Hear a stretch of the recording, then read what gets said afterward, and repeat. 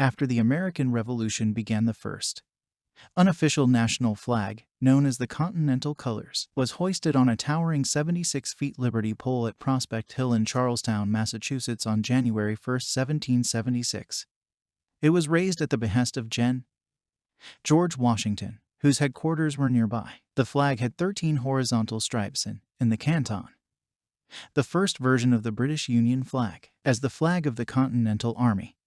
It flew at forts and on naval vessels, another popular early flag.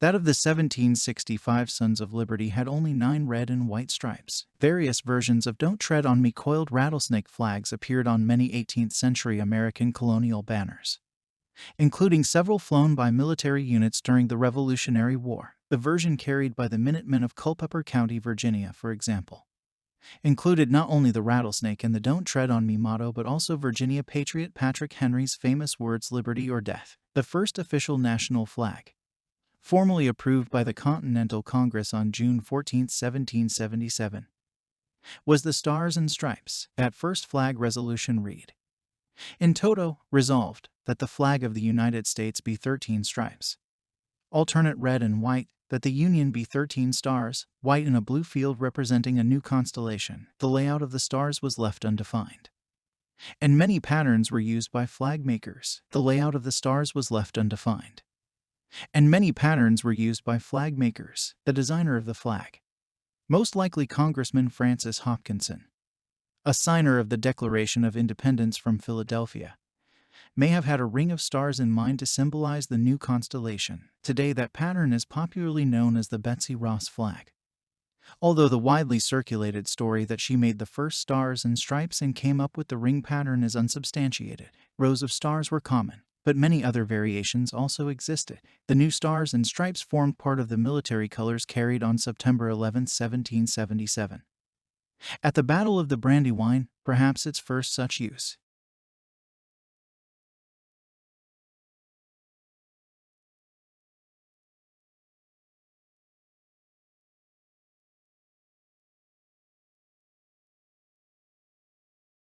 The first 2 new states were Vermont and Kentucky.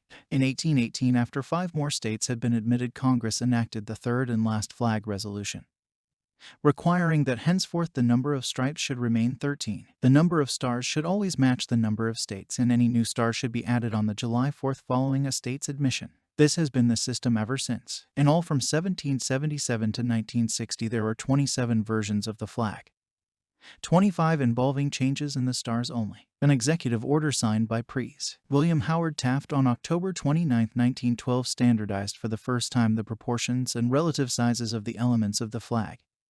In 1934, the exact shades of color were standardized. There is no official assignment of meaning or symbolism to the colors of the flag. However, Charles Thomson, Secretary of the Continental Congress, in describing the proposed Great Seal of the United States, suggested the following symbolism: white signifies purity and innocence, red, hardiness and valor, and blue signifies vigilance, perseverance, and justice. As with many other national flags, the Stars and Stripes has long been a focus of patriotic sentiment. Since 1892, millions of children have recited the Pledge of Allegiance to the flag at the start of each school day, and the lyrics of the national anthem are also concerned with the flag. After the U.S.